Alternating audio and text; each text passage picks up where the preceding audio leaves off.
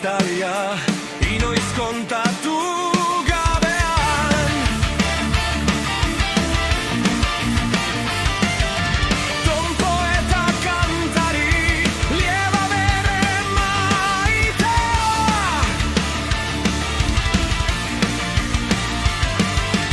Aintzira zar magiko batua zain zegoena.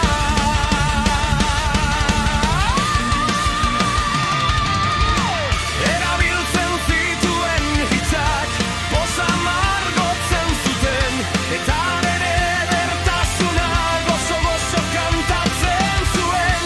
Altxorazkoren istorioak urpean ezkutatuak, ez zekien susurlatan deiak zirela piztuak.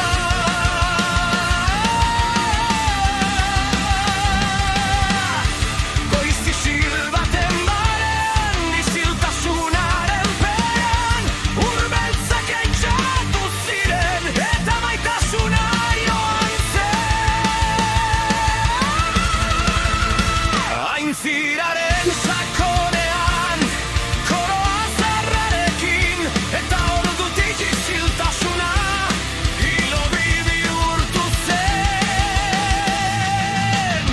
Izotz azpian nire guztia, ura azpian bere kantua, bere anima nire baitan da, ez zitzazu lotu katean. Izotz azpian nire maitea, ura azpian bihotza da, bere izena bizi da nirean, ez ondoratu ilunean.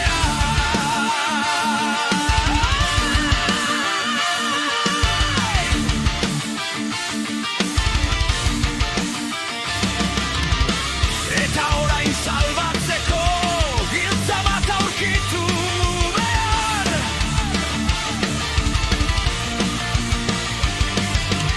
Basoko driada zarrak sekretua gordetzen duan.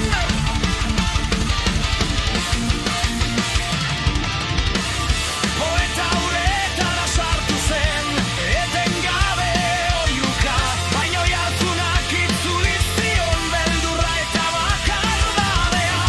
Alferrik kantatu zien, uhinei lasaitzeko, baina gaua iritsi zen eta ez zuen atsedenik hartu.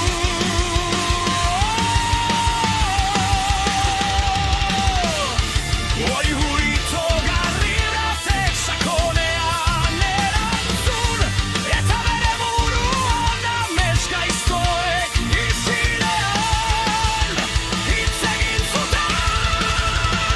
Izotz azpian nire guztia, ura azpian bere kantua, bere anima nire baitan da, ez zitzazu lotu katean. Izotz azpian nire maitea, ura azpian bihotza da, bere izena bizi da nirean, ez ondoratu ilunean.